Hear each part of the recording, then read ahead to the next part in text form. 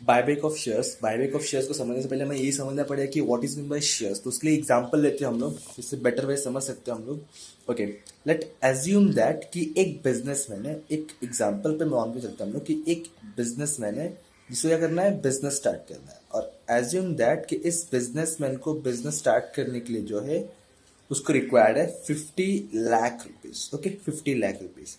अगर इस बिजनेसमैन ने 50 लाख रुपीज इन्वेस्ट कर दिया, क्या कर दिया, इन्वेस्ट कर दिया, तो इसी इन्वेस्टमेंट को हम लोग क्या बोलते हैं, कैपिटल बोलते हैं। सिंपल सा कॉन्सेप्ट है जो, if businessman invested anything into the business called as capital. But अगर इस पर्सन के पास, इस बिजनेसमैन के पास 50 लाख रुपीज नहीं है, तो ये क्या करेगा, मार्केट ने बोला है कि मैं शेयर्स इशू कर रहा हूँ, जिसको मेरे कंपनी में इंटरेस्ट है वो मेरे कंपनी में शेयर्स करो, मतलब शेयरिंग करो कैपिटल में by the way of purchasing shares, उसको बोलेंगे शेयर। मतलब सिंपल से क्या होगा, अब यहाँ पे ये पूरा 50 लाख जो है, इस पूरे 50 लाख को छोटे छोटे छोटे छोटे पार्ट्स में डिवाइड कर दिया गया। अब तक ये क्या था, सिर्फ कैपिटल था अपने लिए। अब ये जब पूरे कैपिटल को छोटे छोटे पार्ट में शेयरिंग कर दिया गया, हर लोगों ने शेयर किया, तो छोटे से पार्ट को हम लोग क्या बोलेंगे, share. That is equal to share capital. मतलब ये छोटा सा पार्ट रहेगा, इसमें से ये छोटा सा पार्ट जो रहेगा, ये छोटा सा पार्ट रहेगा, उसको बोलेंगे शेयर, एंड पूरे कैपिटल को बोलेंगे share capital. That means share capital is a small part of total share capital. ये हमारे कंपनीज एक्ट का जो डेफिनेशन है कि पूरे कैपिटल का एक छोटा सा पार्ट होता है हमारा शेयर कैपिटल। शेयर कैपिटल दो पार्ट में डिवाइड है, equity shares and preference shares. हम चैप्टर देख रहे हैं बायबैक ऑफ शेयर्स। ध्यान रखना, जब कहीं बायबैक ऑफ शेयर्स नाम आएगा, समझ जाना है बायबैक दैट मीन्स हम लोग इक्विटी शेयर्स की बात करें, ना कि प्रेफरेंस शेयर्स। एसवाई बीकॉम में आप लोगों ने पढ़ा रहेगा रिडम्पशन और प्रेफरेंस शेयर्स, सेम वैसे ही चैप्टर है, सेम वही चीजें करना है, खाली फर्क यहाँ पे क्या है, बायबैक है। अच्छा, बायबैक का नाम क्यों है ऐसा, अब यहाँ पे होता है कि मैंने इशू तो बता दिया। तो after completion of due date company क्या करता है, हमें एज अ कंपनी सोचता है, कंपनी क्या करता है, हमेशा इक्विटी शेयर होल्डर से उनका सर्टिफिकेट वापस लेता है और उनका पैसा उनको रिफंड करता है। मतलब कंपनी बैक करता है, वापस से अपने शेयर को खरीद लेता है अपने शेयर होल्डर से और उनको पैसा पे कर देता है। ओके, उनका पैसा क्या करता है, पे कर देता है। देखो लिखा वहां पे, meaning repurchase of shares by a company, उस शेयर्स को वापस से रीपर्चेस कर लेता है, वापस से खरीद लेता है। कौन खरीदता है, कंपनी खरीदता है। किससे खरीदता है, फ्रॉम इक्विटी शेयर होल्डर, जो भी इक्विटी शेयर होल्डर उसे खरीद लेता है, उसको बोलते हैं under the companies act 13 section 68 के अंडर बताया गया कंपनी रीपर्चेस करता है, उसको बोलेंगे बायबैक शेयर। और यूजुअली एट ये हायर प्राइस पे होता है, मतलब प्रीमियम में होता है। आपको पता है पार प्रीमियम डिस्काउंट, देखो पार प्रीमियम डिस्काउंट होता है क्या पता रहेगा, बट फिर भी क्लियर कर देते हैं। Par premium and discount face value always same. Example 10 rupees, अगर 10 का चीज 10 तो सेम फेस, ये हो गया पार। 10 का चीज more than 10 that means example 11 तो प्रीमियम, लेस देन 10 9 तो डिस्काउंट, अगर लेस रहेगा तो डिस्काउंट, एक्स्ट्रा रहेगा तो प्रीमियम, एंड सिंपल रहेगा सेम सेम रहेगा तो पार हो गया। अभी सिंपल सा लॉजिक है, अगर आप कोई शेयर होल्डर हो किसी कंपनी में इन्वेस्टमेंट करते हो तो ऑलवेज थिंक कि हमें एक्स्ट्रा पैसा मिले, ये नहीं कि कम मिले। तो डिस्काउंट नॉर्मली क्या मोस्टली होता ही नहीं है इसके अंदर, लेकिन हाँ प्रीमियम होना है और पार भी पॉसिबिलिटी है। ये आपका था बायबैक ऑफ शेयर्स का मीनिंग। उसके बाद जो नेक्स्ट पार्ट जो हमारा आता है वो है लीगल प्रोविजंस कुछ। ओके, लीगल प्रोविजन सेक्शन 68 है, इसमें स्पेशल रिजोल्यूशन पास होना चाहिए। Special resolution that means what, 75% voting rate होना चाहिए। कौन से मीटिंग के अंदर स्पेशल रिजोल्यूशन कंप्लीट करना है, हमें जनरल मीटिंग के अंदर। ये सब चीज आपको थ्योरी जो पास मार्क के लिए पूछता है उसमें लिखने के लिए यूजफुल है, ठीक है। जनरल मीटिंग के अंदर 70% वोटिंग्स कंप्लीट होना चाहिए, स्पेशल रिजोल्यूशन पास होना चाहिए। आपका जो डॉक्यूमेंट है AOA, आर्टिकल्स ऑफ एसोसिएशन, जिसके अंदर सारे रूल्स एंड रेगुलेशन रिकॉर्ड होते हैं, उसके अंदर वो ऑथोराइज देना चाहिए, मतलब उसके अंदर ये लिखा होना चाहिए कि आप बायबैक कर सकते हो। थर्ड चीज क्या, 25% या फिर उससे कम अमाउंट ही आप लेस बायबैक कर सकते हो। ऐसा नहीं कि पैसा बहुत है कंपनी के पास, एक काम करते हैं अपने 70% शेयर्स खरीद लेते हो, वापस बैक कर लेते हैं, तो वो अलाउड नहीं करता। आप कितना कर सकते हो, सिर्फ 25, अदरवाइज लेस देन 25। अच्छा, किसका 25, पेड अप कैपिटल का, जितना शेयर होल्डर ने टोटल पेड अप किया हुआ उसका 25%, टोटल भी शेयर कैपिटल का भी नहीं। ओके, एंड सेकंड थिंग क्या बोला, फ्री रिजर्व में से करना है। दो रिजर्व होता है, फ्री एंड अनफ्री। देखेंगे हम लोग क्या होता है। रिजर्व में सिंपल सा क्या होता है, पैसा कंपनी ने बचा कर साइड में रखा हुआ है, सिंपल सा। ओके, रिजर्व फ्री अनफ्री होता है क्या देखेंगे हम लोग। डेप्ट इक्विटी मतलब आपका जो उधारी वाला पार्ट है, एंड जो इक्विटी जो owners fund and borrow fund, उसका रेशियो कितना रहना चाहिए, 2:1 होना चाहिए, हमें 2:1 ऑब्जेक्टिव पूछता है। अच्छा, अगर ये सारे कोई कोई होते हैं ना, मुझे ये सारे रूल्स एंड रेगुलेशन फॉलो नहीं करना, मैं अपने तरीके से करूंगा, तो गवर्नमेंट ने क्या बोला, आरओसी ने क्या बोला, रजिस्टर ऑफ कंपनीज ने क्या बोला, रुक बेटा, अगर ऐसा कोई भी ऑफिसर, जो भी ऑफिसर इसके खिलाफ पे जाके कोई काम कर रहा है, इसके अगेंस्ट में जाके कर रहा है, तो पनिशेबल रहेगा। देखो यहाँ बोला गया एवरी ऑफिसर जो डिफॉल्ट में होगा उसको पनिशेबल क्या है, 1 लाख to 3 लाख है, अदरवाइज 3 लाख रेस्ट्रिक्शन, या फिर वो जेल की बात कर सकते हैं, दोनों भी ऑप्शन कुछ भी हो सकता है। ये हो गया लीगल प्रोविजन के बारे में। लीगल प्रोविजन के पास क्या है, sources of buyback section 68 subsection 1 है as per the companies act. इसमें क्या बोला गया, रिजर्व की बात करता है, फ्री रिजर्व अनफ्री रिजर्व दो को। देखो इसको सिंपल में समझने का ना बहुत तरीका है। फ्री रिजर्व अनफ्री रिजर्व, नाम समझ रहा है, फ्री रिजर्व अनफ्री रिजर्व मतलब ऐसा रिजर्व जो कोई भी काम करने के लिए, मतलब कहीं पर भी यूज करने के लिए फ्री है, उसको बोलेंगे फ्री रिजर्व।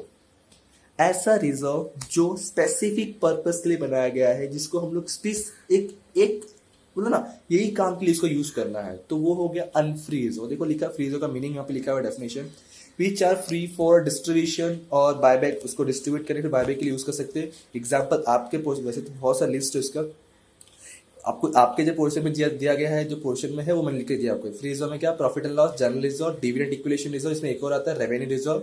अनफ्री रिजर्व में security capital reserve, CRR, CR का फुल फॉर्म क्या है, कैपिटल रिडम्पशन रिजर्व। फिर कंडीशन है लिमिट्स ऑफ बायबैक, मतलब कैसे तरह के क्वेश्चन आपको पूछ सकते हैं। पहले तो ऑफर प्राइस गिवन, दूसरा offer price not given. First of all what is meaning of offer price, देखो मैं कंपनी हूँ, हमें ऐसा हमेशा कंपनी सोचना है, ठीक है, कंपनी का रिप्रेजेंटेटिव है, तो मैं क्या कर रहा हूँ, अपने शेयर होल्डर से अपना शेयर्स बायबैक कर रहा हूँ, और उसके बदले में उनको पर शेयर पे 12 रुपीज दे रहा हूँ, 12 रुपए दे रहा हूँ। तो जो 12 रुपीज में रिफंड कर रहा हूँ ना, वो 12 रुपीज क्या हो जाएगा अपने लिए, ये 12 रुपीज 12 रुपीज क्या हो जाएगा अपने लिए, 12 रुपीज जो हो गया ऑफर प्राइस। मतलब जो अमाउंट कंपनी रिफंड करता है बायबैक ऑप्शन में, रीपर्चेस के ऑप्शन में, उस अमाउंट को बोलते हैं ऑफर प्राइस। मतलब कंपनी ऑफर कर रहा है कि ये प्राइस में मैं आपका शेयर्स रिफंड कर रहा हूँ, रीपर्चेस कर रहा हूँ, ठीक है। तो अगर when offer price given not given कुछ फॉर्मुलाज यहाँ पे लिखे हुए, हम समझ कर देखेंगे डायरेक्टली, बस ध्यान रखने नंबर्स निकाल दो कैसे, total buyback amount divide by offer price. हाँ एक चीज़ है कि इसमें जो है, ये जो पहला फॉर्मूला आपको दिख रहा होगा, total buyback amount divide by offer price, ये जो फॉर्मूला है आपको फर्स्ट ऑफर प्राइस गिवन में यूज करना होता है, when offer price not given के अंदर नीचे के दो फॉर्मूला में यूज करने होते हैं, ओके। उसके बाद हाँ, अगर ऑफर प्राइस गिवन है तो क्या फॉर्मेट होगा, कैसे सॉल्व करोगे आप। इसमें 3 पार्ट में डिवाइड किया गया। First one 25% of share holder fund, ध्यान रखना शेयर होल्डर फंड है। First of all what is mean by share holder fund, जो शेयर होल्डर का पैसा होता है सिंपल सा, जिसमें 2 पार्ट है, पहला शेयर कैपिटल, दूसरा reserve and surplus. Share capital 2 तरह के शेयर होते हैं हमारे पास, इक्विटी एंड प्रेफरेंस। दोनों अमाउंट जो दिए रहेंगे बैलेंस शीट्स में, आपको क्वेश्चन के अंदर उन दोनों अमाउंट को प्लस करना है, एंड ये वाला अमाउंट यहाँ लिखना है जो प्लस करके अमाउंट का शेयर्स का, कौन सा, इक्विटी एंड प्रेफरेंस का। सेकंड है reserve and surplus. Reserve surplus के अंदर जितने भी रिजर्व, चाहे फ्री रिजर्व हो या अनफ्री रिजर्व, बोथ, दोनों भी, फ्री रिजर्व अनफ्री रिजर्व बोथ भी addition amount and recorded on the this side, यहाँ पे लिखेंगे हम, ठीक है। पहले शेयर्स लिखा, फिर फ्री रिजर्व अनफ्री रिजर्व, इन दोनों को प्लस करेंगे, प्लस करके यहाँ लिखेंगे। बहुत इंपॉर्टेंट गड़बड़ होता है, शेयर कैपिटल फ्री रिजर्व दोनों को ऐड किया, प्लस किया, एंड यहाँ लिखा, एंड इसका 25% मोस्ट इंपॉर्टेंट है, इसका 25% निकालेंगे एंड आउटर कॉलम में लिखेंगे। हम लोग गलती है करते हैं, इसी अमाउंट को यहाँ लिख देते हैं, या फिर कुछ उल्टा सुल्टा ही कर देते हैं, परिवर्ता ही कर देते हैं। ध्यान रखना अपने को, दोनों प्लस से क्या अमाउंट उसी के नीचे इनर कॉलम में लिखना है, फिर इसका ही 25% निकाल कर हमें क्या लिखना है, आउटर कॉलम में लिखना है, ओके। उसके बाद मिनिमम ओन फंड, जिसको डेप्ट इक्विटी रेशियो ही बोलते हैं, मैंने 2:1 मैंने बताया। डेप्ट इक्विटी में क्या निकालना है, total share holder fund minus 50% of डेप्ट। टोटल शेयर होल्डर फंड कहाँ से मिलेगा, देखो यहाँ निकाला हुआ है, इट्स आवर 25% अमाउंट, तो हमें ये नहीं लेना, हमें ये वाला अमाउंट लेना है, ठीक है। टोटल शेयर होल्डर फंड, ये अमाउंट पहले यहाँ ले लेंगे, फिर लेस 50% ऑफ डेप्ट। डेप्ट में मतलब उधारी वाला, इसमें 2 ही चीज आता है आपके सिलेबस के अंदर, debenture and loan. Debenture loan जो भी अमाउंट दे रहेगा उसको ऐड करने का, उसका 50% निकालने का, एंड उसको यहाँ लिखने का। जैसे एग्जांपल मान लो डिवेंचर दिया है 1 लाख, लोन दिया है 2 लाख, तो कितना होगा टोटल 3 लाख। तो 3 लाख का 50% इज 1,50,000, यहाँ पे लिखना है आपको, यानी यहाँ पे जो अमाउंट है उसको यहाँ लिखा हुआ रहेगा ऑलरेडी, माइनस करना है, जो बचेगा उसको आउटर कॉलम में लिखना है। ब्रैकेट इन सेंस सिंपल सा माइनस होता है।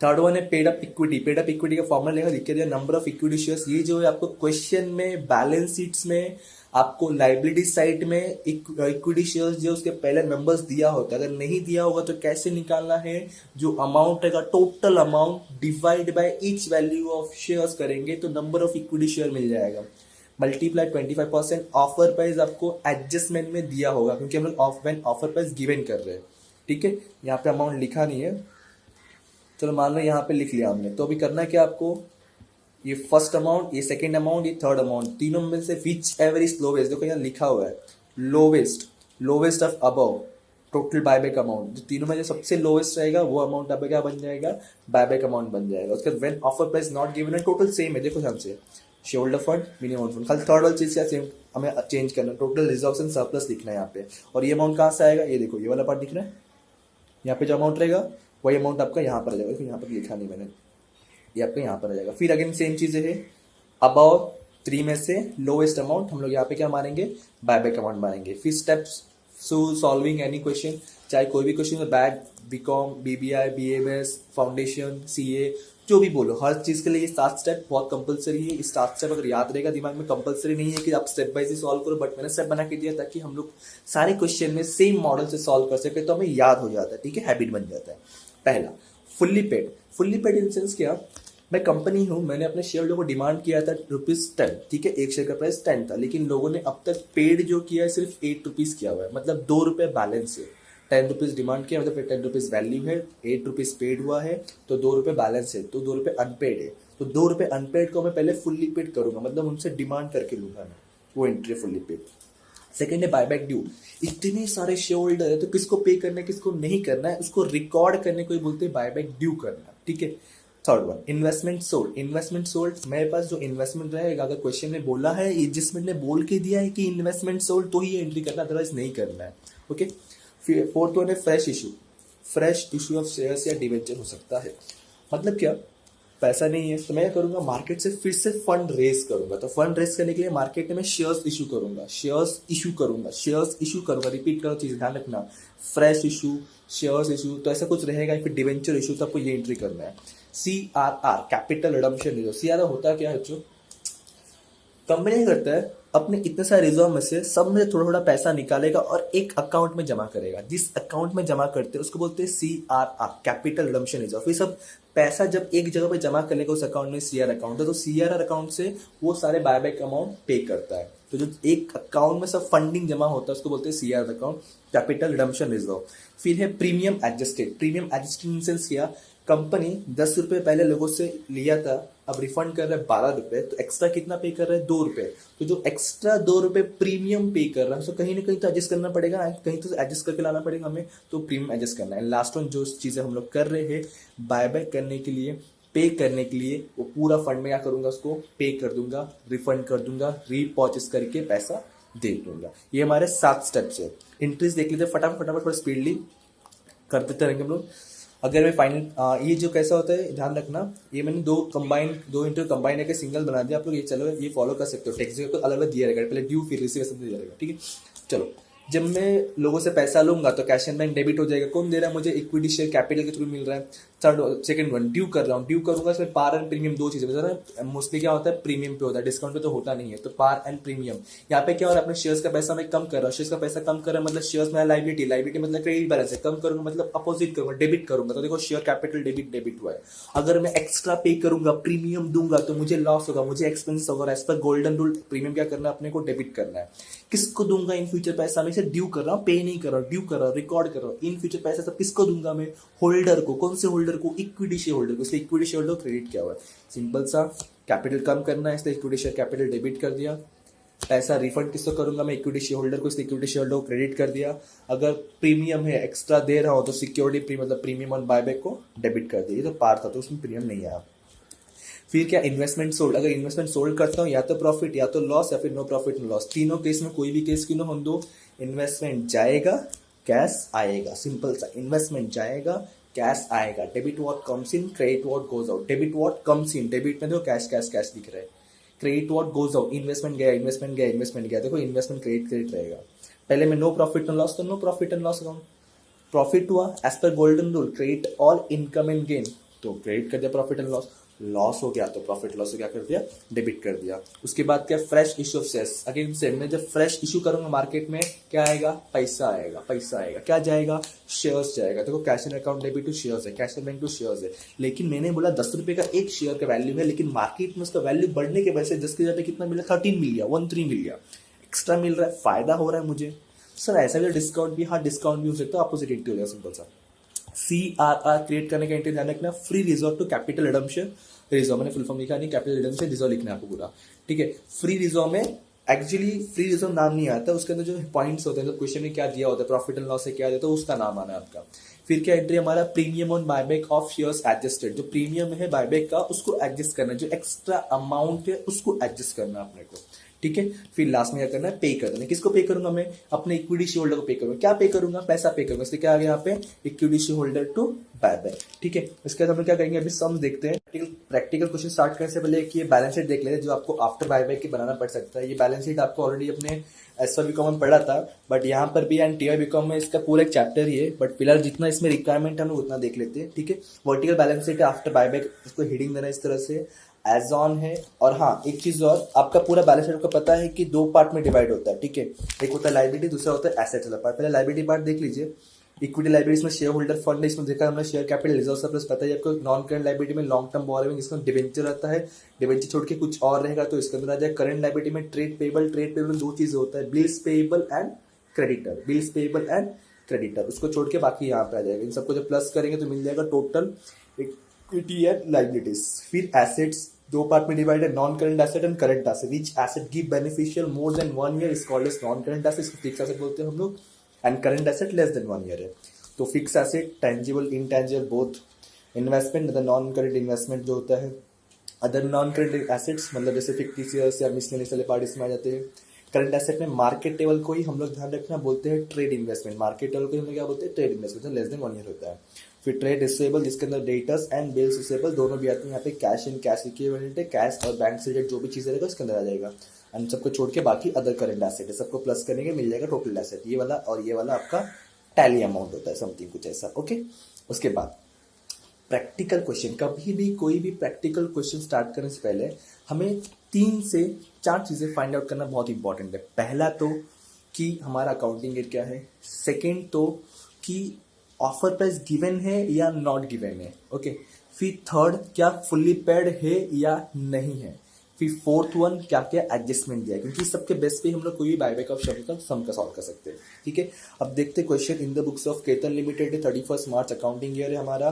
देखो क्वेश्चन में यहाँ पे 10 ईच दिया हुआ है, आपको कैसे समझेगा फुल्ली पेड है या नहीं है। सबसे बड़ा क्वेश्चन ये होता है, अगर ब्रैकेट में लिख के दिया होता है यहाँ पे कि पेड अप ₹8, इसका मतलब ये कि 10 का चीज खाली 8 रुपये मिला है, मतलब 2 रुपये बैलेंस है, तो अनफुल्ली पेड, मतलब वो क्या होता है, पार्टली पेड होता है, फुल्ली पेड नहीं था। फिर वो जब कहीं फुल्ली पेड हो जाता है, मतलब 10 का 10 रहेगा तो उसका फर्स्ट एंट्री करना नहीं पड़ता, लेकिन अगर ब्रैकेट में इस तरह से लिख के दिया ₹8 पेड अप, तो हमें फर्स्ट वाला एंट्री करना पड़ता है, वो फुल्ली पेड नहीं होता है।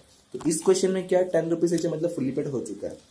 एंड देन इससे दिया हुआ यहाँ पे इन्वेस्टमेंट भी है, बट सोल्ड कहीं बोला नहीं अब तक, देखते हैं नीचे। कीपिंग ऑल रिक्वायरमेंट मैक्सिमम, आप क्या पता करना है कि ऑफर प्राइस दिया है कि नहीं है। हाँ यहाँ को लिखा हुआ है maximum number of equity shares of that Ketan it can be buyback. देखो जो बहुत इंपॉर्टेंट है, कैन बी बायबैक एट ₹50, मतलब ₹50 हमारा क्या है, ऑफर प्राइस है। ₹50 हमारा क्या है, ऑफर प्राइस है। और बोला है इन्वेस्टमेंट 3 लाख का कॉस्टिंग 3 लाख, मतलब 3 लाख का इन्वेस्टमेंट हमने 3,20,000 में सोल्ड कर दिया। मतलब क्लियरली समझ रहा है कि यहाँ पे 20,000 का क्या हो गया, हमें प्रॉफिट हो गया। लेकिन एक क्वेश्चन राइज होता है, यहाँ ध्यान देना, इन्वेस्टमेंट तो 6 लाख दिख रहा है, तो अभी 3 लाख और 3,20,000, इसका मतलब ये है कि पूरा इन्वेस्टमेंट सोल्ड नहीं किया। 6 लाख का इन्वेस्टमेंट में से 3 लाख का इन्वेस्टमेंट निकाला, उसको मार्केट में सोल्ड कर दिया, तो 3 लाख का इन्वेस्टमेंट सोल्ड किया, उससे प्रॉफिट हुआ 20,000 का। तो सर बाकी 3 लाख क्या करेंगे हम लोग, बाकी 3 लाख को बैलेंस शीट में लिखना होता है, बट इस क्वेश्चन में बोला नहीं बैलेंस शीट, क्या बोला, खाली जर्नल एंट्री पास करने बोला, तो खाली जर्नल एंट्री पास करेंगे, बैलेंस शीट नहीं बनाएंगे, तो 3 लाख को इग्नोर कर देंगे। इसी से कुछ क्वेश्चन है। ये क्वेश्चन हमारा व्हेन ऑफर प्राइस गिवन वाला है, तो पूरा फॉर्मेट देखो, व्हेन ऑफर प्राइस गिवन वाला जो मैंने बता दिया, टाइम कम करने के लिए, बचाने के लिए मैंने ऑलरेडी लिख के रखा है। पहले क्या निकालना है, शेयर होल्डर शेयर कैपिटल निकालना है। शेयर कैपिटल इक्विटी और प्रेफरेंस दोनों मर्ज करना है। देखो इक्विटी का 6 लाख और इसका 1,50,000, मतलब ये कितना हो गया, 7,50,000। रिक्वायर्ड हो तो वर्किंग नोट के लिए आप लोग यहाँ लिख के रख सकते हो, बेटर रहेगा, याद भी रहेगा। 1 लाख प्लस कितना कितना अमाउंट था वो, 6 lakh and 1 lakh 50। Okay, 6 lakh and 1 lakh 50। Video lengthy हो सकता है लेकिन देखना पड़ेगा क्योंकि पूरा कॉन्सेप्ट क्लियर हो जाएगा इससे आपका। Okay, 6 lakh plus 1 lakh 50, reserve and surplus, total reserve surplus सारे के सारे। देखो रिजर्व सरप्लस में कौन से बता, दोनों बताया था मैंने, general, profit and loss, security premium, तीनों है। तो 2 3 4 5 लाख आ रहा है ये कुछ करीबन, करेक्ट ना? हाँ, 5 लाख। तो यहाँ पे आ जाएगा 5 लाख। उसके बाद क्या करना है मैंने बताया था, इन दोनों को पहले प्लस करके उसी के नीचे लिखना है। तो 12,50,000 आ जाएगा। उसके बाद अपना हथियार उठाना है, मतलब कैलकुलेटर, एंड 12,50,000 का 25% निकालना है। ठीक है, 12,50,000 का 25% जो आएगा उसको आप आउटर कॉलम में लिखोगे। 3,12,500 हमारा आंसर आया हुआ है फर्स्ट वाला।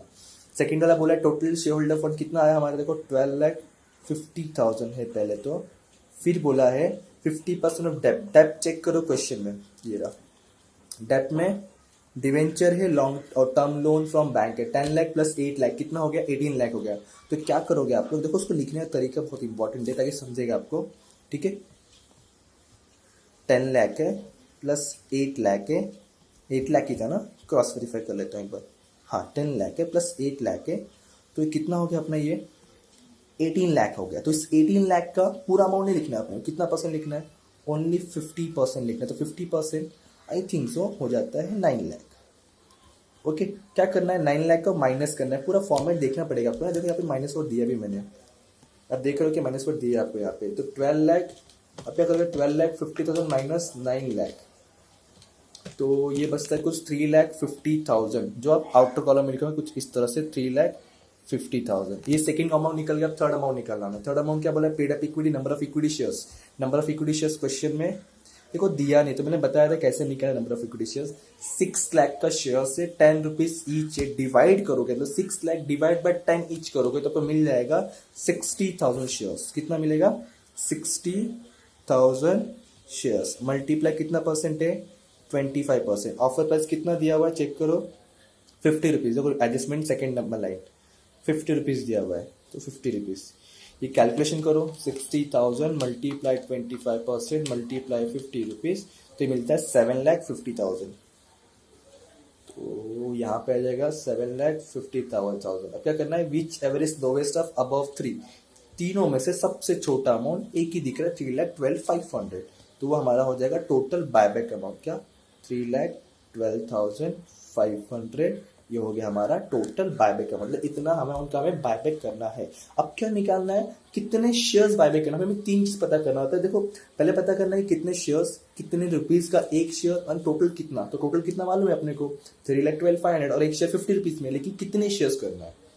Formula, number of share buyback is equal total buyback amount upon divide offer price. तो 3,12,500 क्या करेंगे, 3,12,500 डिवाइड बाय ऑफर प्राइस कितना है, 50 है। तो क्या करोगे, 3,12,500 डिवाइड बाय 50, आपको मिल जाएंगे 625। इट्स नॉट अ अमाउंट है, ध्यान रखना, ये अपना क्या है, शेयर्स है। इतने शेयर्स हम लोग क्या करने वाले हैं, बायबैक करने वाले इतने शेयर्स हम लोग। और हाँ, वो जरा ऑफर प्राइस का देख लेते हैं। ऑफर प्राइस टोटल कितना था अपना, 50 रुपीज़। ये दो पार्ट में डिवाइड है, एक बोल सकते हो फेस वैल्यू, दूसरा सिक्योरिटी प्रीमियम, मतलब कितने रुपीज में प्रीमियम दे रहे हैं। देखो ईच वैल्यू 10 रुपीज था ना क्वेश्चन के अंदर, बैलेंस शीट में जब क्वेश्चन सामने होगा तो बेटर है तो क्वेश्चन लिख के रख लेना। तो एक्स्ट्रा कितना हो गया, 40 रुपीज। तो 40 रुपीज हमारा प्रीमियम रहेगा। अब जर्नल एंट्री लिखना है। पहला जर्नल एंट्री क्या था, फुल्ली पेड है ऑलरेडी सब में, 10 रुपीज बोला नहीं, ब्रैकेट में कुछ बोला नहीं है। सेकंड एंट्री क्या होता है, ड्यू का एंट्री होता है। ड्यू का एंट्री देखो आप लोगों को पहले नोट्स लिख के रखना है। तो ड्यू का एंट्री क्या आएगा, ड्यू का एंट्री जो है आपका आ जाएगा यहाँ पे, क्योंकि हम लोग किसको पे करना है, इक्विटी शेयर कैपिटल कम करेंगे ना। तो यहाँ पर आएगा equity share capital account debit, and ये प्रीमियम में भी तो मुझे लॉस होगा, तो यहाँ पर आएगा premium on buyback account debit. किसको दूंगा इन फ्यूचर, ड्यू कर रहा, पे नहीं कर रहा, जस्ट ड्यू कर रहा हूँ, रिकॉर्ड कर रहा हूँ। तो ऐसे पैसा मैं इन फ्यूचर किसको देने वाला हूँ, ये सब जो दूंगा मैं इक्विटी शेयर होल्डर को। ठीक है, अब अमाउंट कैसा आएगा वो इंपॉर्टेंट है। 6250 शेयर्स बायबैक करना है मालूम पड़ चुका था। तो क्या करोगे, इस ब्रैकेट में यहाँ पे 6250 शेयर्स और ई शेयर फेस वैल्यू, पहले हमें शेयर कैपिटल में हमेशा लिखना होता है, ध्यान रखना फेस वैल्यू हमेशा शेयर कैपिटल लिखना होता है, 10 रुपीज ईच है, ठीक है। फिर प्रीमियम में 6250 मल्टीप्लाई ₹40। ये सब कहाँ से लिख रहा हूँ मैं, ये देखो यहाँ पे निकाला हुआ 6250 शेयर्स में बायबैक करना है, face value 10 rupees, security premium 40। Face value मतलब होता है शेयर कैपिटल का अमाउंट, ठीक है। कैलकुलेशन करोगे तो आपको मिल जाएगा अमाउंट, इसका जो आएगा 62,500 एंड इसका 6250 मल्टीप्लाई 40 रुपीज़, ये आएगा कुछ 2,50,000 का अमाउंट। ओके, ये आपका हो गया। जब दोनों प्लस करोगे आप तो एक जादू होगा, वो जादू क्या होगा देखते हैं हम लोग। 3,12,500 आ गया, मतलब टोटल बायबैक अमाउंट से सेम मैच करना चाहिए, तो मतलब हमारा आंसर राइट चल रहा है। देखो 3,12,500 आ गया, ठीक है। फर्स्ट इंटरव्यू का इसका नरेशन क्या करने का आपको, जो मैंने आपको इंटरेस्ट दिया ना पीछे एक्सप्लेन किया, उस सारे उसके सबके हेडिंग जो है वही आपका नरेशन, मतलब आप बोल सकते हो equity share buyback at premium. मैं सिर्फ लिख के छोड़ दे रहा है यहाँ पे, अब लिखना है नरेशन, नरेशन कंपलसरी है, टाइम बचाने के लिए को बता रहा चीज़ें खाली, बस ऑलरेडी बता दिया मैंने उसमें। सेकेंड एंट्री क्या करना होता है, इसमें कुछ फ्रेश इशू है नहीं। इन्वेस्टमेंट सोल्ड बोला है, 3 लाख का इन्वेस्टमेंट 3,20,000 में सोल्ड कर रहे हो लोग, 20 का प्रॉफिट हो रहा है। अब यहाँ पे क्या हो रहा है, पैसा आ रहा है, इन्वेस्टमेंट जा रहा है, तो एंट्री क्या होगा हमारा, तो सिंपल सा एंट्री है, cash bank account debit, profit हो रहा है ना, इन्वेस्टमेंट जा रहा है, तो to investment account, to investment account, to profit हो रहा है हमें, तो to profit and loss account. कितने का इन्वेस्टमेंट था, टोटल 3 लाख का इन्वेस्टमेंट था, बट कैश कितना मिला, 3,20,000 मिला, तो प्रॉफिट कितना हो गया, 20,000 का, ठीक है। 3 लाख का इन्वेस्टमेंट गया, जिसे 3,20,000 मिल गया, 20,000 का प्रॉफिट हो गया। और narration being investment sold at profit, ठीक है, जिसको लिखना लिख सकते हो।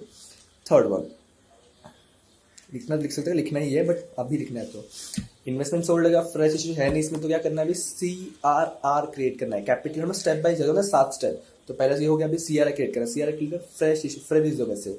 अच्छा, एक चीज ध्यान रखना, CRR हमेशा कौन से अमाउंट के लिए क्रिएट करना होता है, ये अमाउंट के लिए। ड्यू में जाना है, ड्यू एंट्री में, कीप इट इन माइंड, ठीक है। ड्यू एंट्री में जाना है, शेयर कैपिटल अमाउंट चेक करना है। शेयर कैपिटल अमाउंट में जो ये होता है 62,500, मतलब जो ड्यू शेयर कैपिटल का अमाउंट होता है, शेयर कैपिटल का अमाउंट होता है, रिपीट अगेन एंड अगेन, ठीक है। शेयर कैपिटल का जो अमाउंट होता है उसका हमें ड्यू क्रिएट करना होता है, मतलब CRR क्रिएट करना होता है। तो कितना चाहिए, 62,500। हमारे पास फ्री रिजर्व में क्या क्या एंट्रीज है, मतलब कॉलम है, चेक करो। प्रॉफिट एंड लॉस है, जनरल रिजर्व है, हम लोग प्रॉफिट लॉस यूज करते हैं। प्रॉफिट लॉस में 1,80,000 है, सफिशिएंट है पैसे के, 62,500 ही चाहिए अपने को। तो क्या करोगे आप लोग, एंट्री क्या लिखोगे अभी यहाँ पे, CRR क्रिएट के लिए हमने पढ़ा है, जो मैंने बताया था, फ्री रिजर्व लिखना नहीं, उसकी जगह पे जो होता है वो लिखना है। तो profit and loss account debit to capital redemption reserve account. Amount क्या आएगा, विच एवर इज लोवेस्ट बोल सकते हैं, या फिर जितना चाहिए उतना ही, 62,500। नरेशन आएगा being CRR created out of free reserve. अब क्या करोगे आप लोग, जो एक्स्ट्रा पे कर रहे हो प्रीमियम, उसको एडजस्ट करना पड़ेगा ना। वो उसके लिए देखो अभी अपने कितना पेमेंट एक्स्ट्रा पे करना है, 2,50,000। बट क्या 2,50,000 बैलेंस है क्या प्रॉफिट एंड लॉस अकाउंट में, नहीं है। देखो ना, अपने पास सिर्फ प्रॉफिट लॉस में कितना था, 1,80,000, इसमें 62,500 यूज कर दिया, कम पड़ रहा है पैसा। तो हम क्या करेंगे, एक काम करते हैं, थोड़ा पैसा प्रॉफिट एंड लॉस एंड बाकी पैसा सिक्योरिटी प्रीमियम में से यूज कर लेते हैं। तो एंट्री कुछ अपना ऐसा आएगा,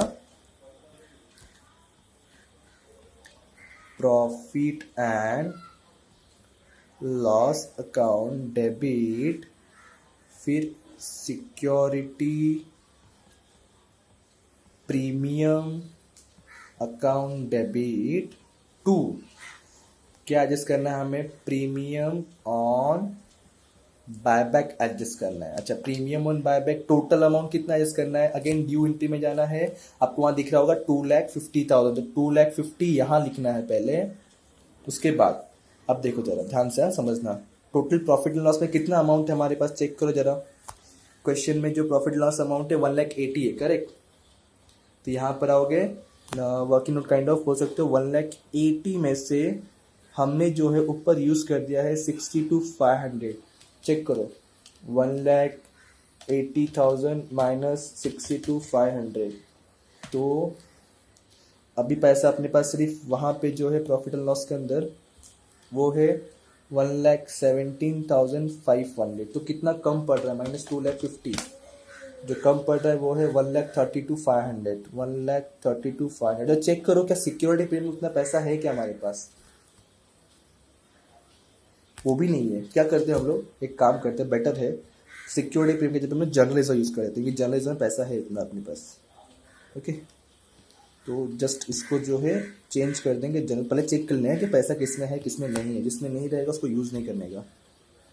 general reserve account. And finally जो लास्ट एंट्री होता है हमारा पेड का एंट्री, किसको पे करेंगे हम लोग? इक्विटी शेयर होल्डर को। तो एंट्री आएगा जो equity share holder account debit. ठीक है, क्या जाएगा अपने पास से? पैसा, मतलब बैंक अकाउंट। कितना? अगेन फर्स्ट एंट्री में जाना। चेक कर टोटल अमाउंट कितना दिख रहा है क्रेडिट साइड में, 3,12,500। देखो ये ना इक्विटी शेयर होल्डर 3,12,500, तो यहाँ पे आ जाएगा 3,12,500, 3,12,500। नरेशन आपको लिख देना है बीइंग बायबैक अमाउंट पेड। इस तरह से आपका कुछ ये लास्ट एंट्री बन जाएगा। इस तरह से ये 5 एंट्री में पूरा क्वेश्चन कंप्लीट होता है। ऐसे बहुत सारे क्वेश्चन हमें करने हैं, करेंगे हम लोग। ठीक है, बट ये बेसिक कॉन्सेप्ट हमें याद रखना पड़ेगा हमेशा। ओके।